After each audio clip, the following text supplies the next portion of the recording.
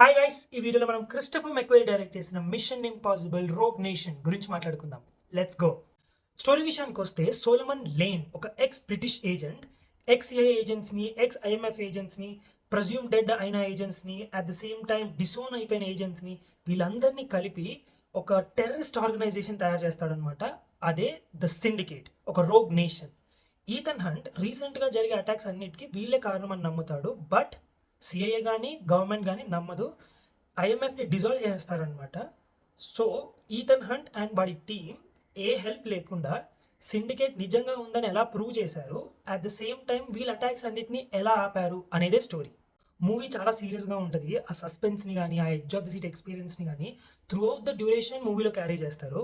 First thing first, నేను చూసిన the best fifth movie ఇది ఒక ఫ్రాంచైజ్లో. అంటే మనం చాలా ఫ్రాంచైజ్ చూసే ఉంటాం కదా, ఫాస్ట్ అండ్ ఫ్యూరియస్ కానీ, పైరట్స్ ఆఫ్ ద కరేబియన్ కానీ, స్టార్ వార్స్ కానీ. ఫిఫ్త్ మూవీ వచ్చేసరికి అది ఒక క్యాష్ గ్రాబ్లా ఉండిపోద్ది, ఆ స్టాండర్డ్ పోతుంది అనమాట. But mission impossible fifth movie కూడా అదే స్టాండర్డ్ పుష్ చేస్తున్నారు.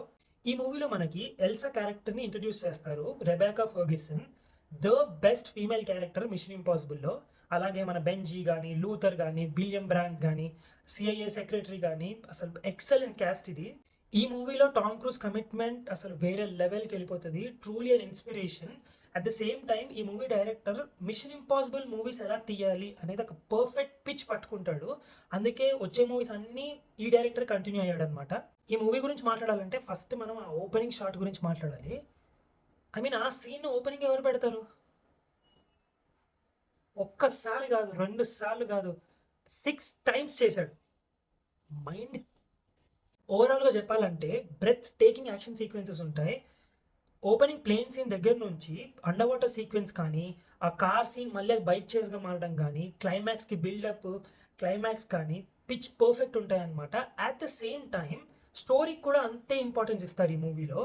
నా ఒపీనియన్లో one of the best action movie out there. Fourth movie ఎంత బాగుందో ఫిఫ్త్ మూవీ దానికంటే ఇంకా బాగుంటుంది. సో నా ర్యాంకింగ్ వచ్చేసి ఫోర్త్ పొజిషన్లో పెడతాను.